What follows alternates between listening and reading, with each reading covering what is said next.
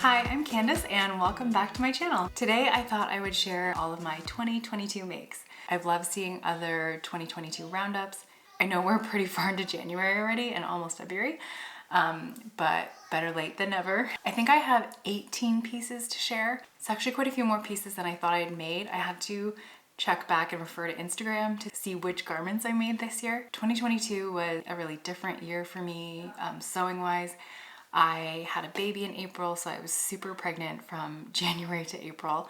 And then those first few months after having a baby were just like a fog of sleep deprivation and just trying to survive. Combined with being quite a bit heavier than my pre-pregnancy weight, I kind of wasn't sure what to make at first, but I really missed sewing and I wanted to get back into it. So I did sew some non-fitted garments. I didn't make any pants this year, and I usually love making pants, but I didn't want to risk making anything that wouldn't fit later. So I have a lot of dresses and a lot of fun pieces. The most exciting piece would be my sister's wedding dress. Her dress was my biggest and most involved make to date, and I'm so happy that I was able to make it for her. I feel like it's such a special thing to be able to make a wedding dress for your sister, and we are super close. She is my best friend in the whole world, and I was just so thrilled to be able to be a part of her big day, and I feel like it's something that we'll both cherish for the rest of our lives. So I really love that make. But yeah, without further ado, let's get into it. So the first dress that I'm going to share is this tie front floral dress. I really love this fabric. It's like super flowy and light and really comfortable to wear. This is the McCall's 8084 pattern. I love the details. I love the tie front and the flounce sleeves. And I also added a gathered ruffle to the bottom. I really love how it turned out. It's a really cute, easy dress to throw on. The next garment I'm going to share is this velvet robe. I used another Minerva fabric for this. This is a burnout velvet in emerald. I love this fabric, but when I first got it, I had no idea what to do with it. So I saw a robe on the Free People website that was really similar in a similar burnout velvet, and I just loved it, so I wanted to recreate it. I self-drafted this, and it's pretty much a zero waste pattern. I just took a rectangle of fabric and folded it in half, and then sewed up the side seams, leaving like an opening for the sleeve. And then I added a neckband just to finish off the raw edge. And I added some chainette fringe to the bottom, which I really love the look of. I feel like it's super fun and a little bit boho. But yeah, I really love this piece a lot. If you're interested in learning how I made it, I have a really quick reel that explains how to do it. It's super easy and a really quick sew. The next dress is this blue velvet Sofia Sweetheart dress. This is a pattern that Lindsay and I launched with Stay Stitch Pattern Co. In February, I think, of last year. It's one of my favorite patterns in our collection. I love the soft sweetheart neckline, and it has some really interesting details, like the dress view has a curved waist seam, which I love. It also comes in a long sleeve view and a sleeveless view. The next dress I have is this Shirred floral dress. This is a fabric from the Maker Studio, and I wrote a blog post on this dress. I don't usually buy these like super feminine floral prints, but decided to branch out a little bit, and I really love this dress. I used the Tudor blouse pattern by Stitch Witch Patterns. I hacked it so that the bodice is completely shirred. I was, I think, 6 or 7 months pregnant when I made this, and I needed that stretch.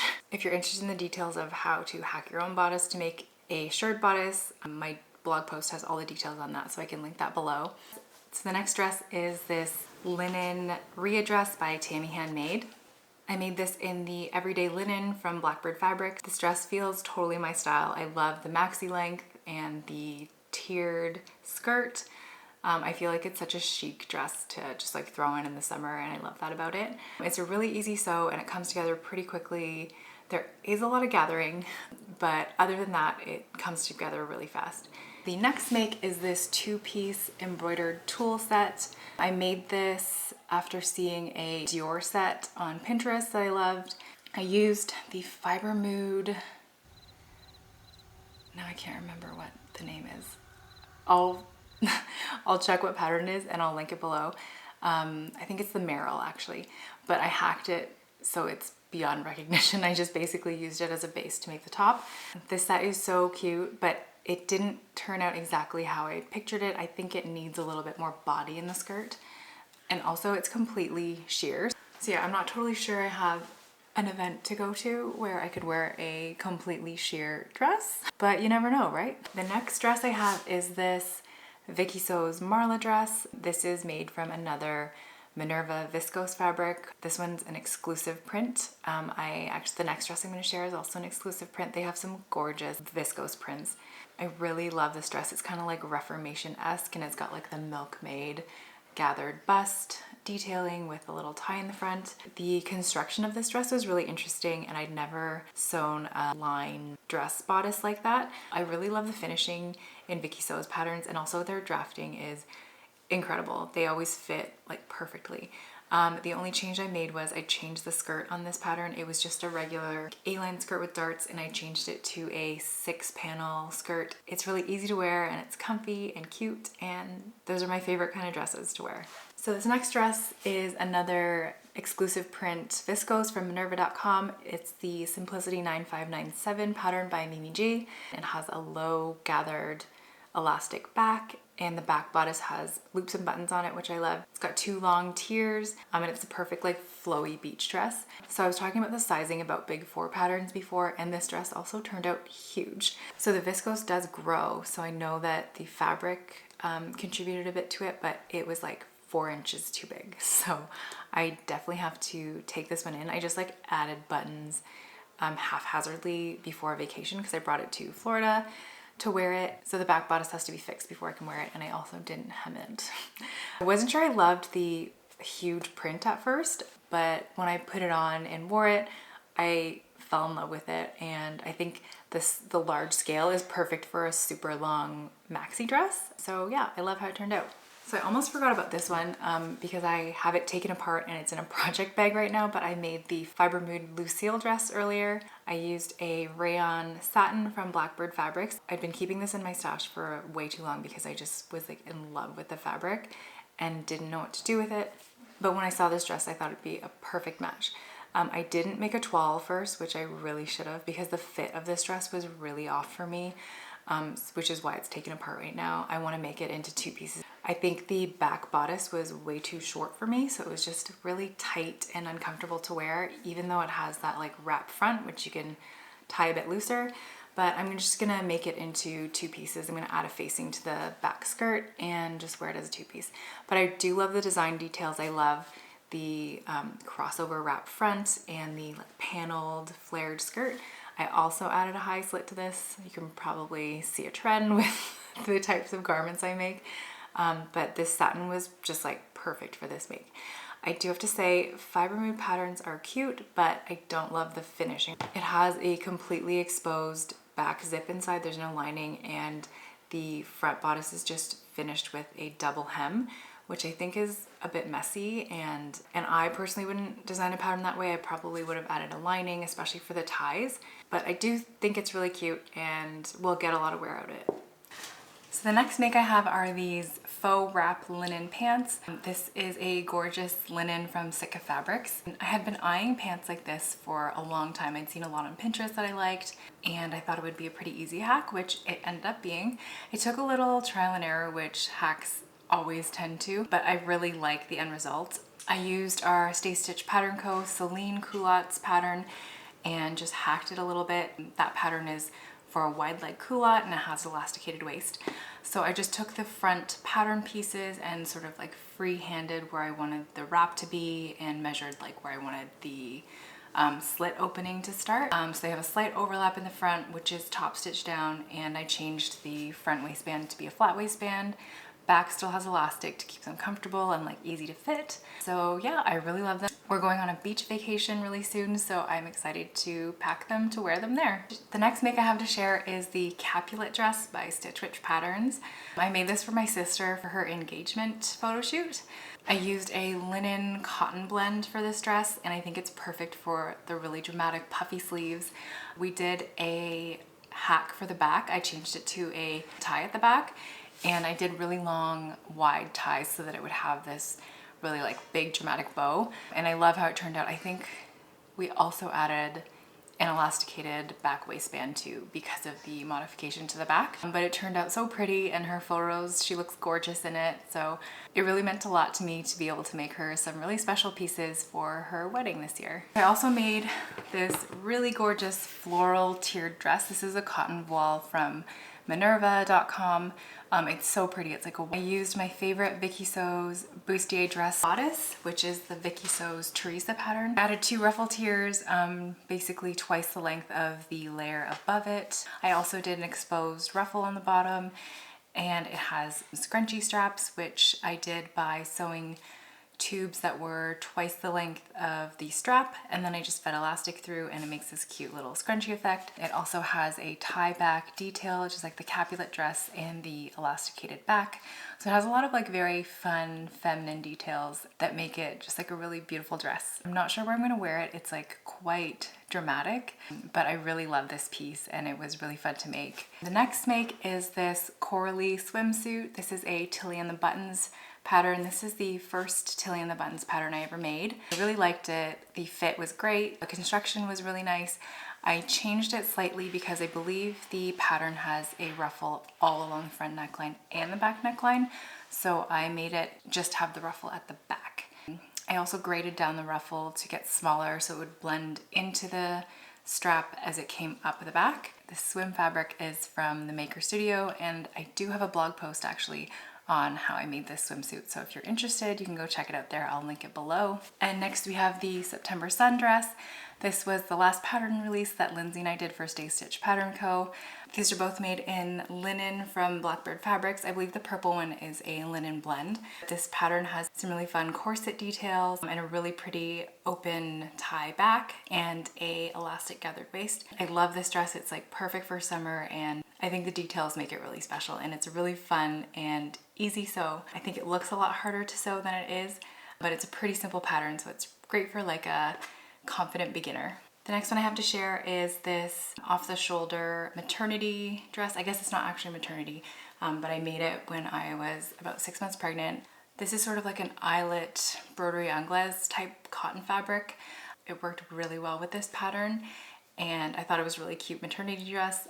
This was a new look pattern. I actually can't remember which one offhand, but I will link it down below when I figure out which one it is. So the next dress I'm going to share is this velvet slip dress I made for my maternity shoot. I wasn't going to do a maternity shoot, but I decided to last minute.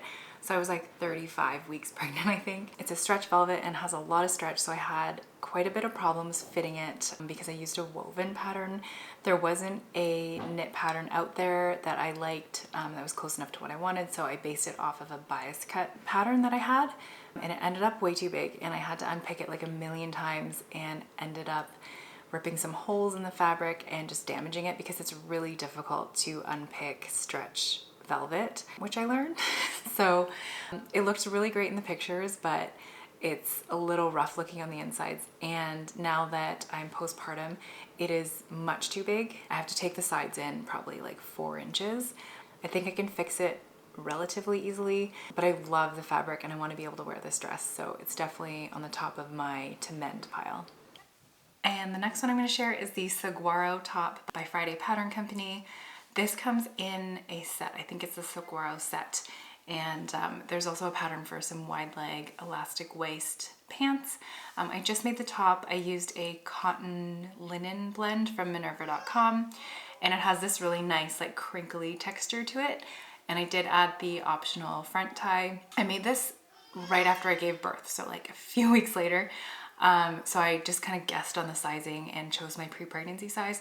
So it is a little bit small on me right now because I'm still nursing, but the fit is pretty good and it's a great like vacation top. I love summer sewing. You'll probably see a big theme here, lots of summer things. I tend not to be as inspired in the winter, but I really should change that because my wardrobe has some like definite holes. I don't make anything with sleeves very often.